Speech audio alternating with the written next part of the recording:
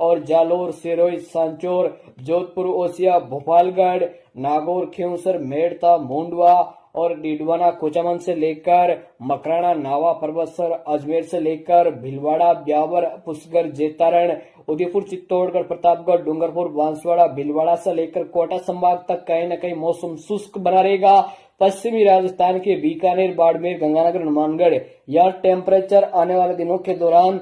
45 से लेकर 66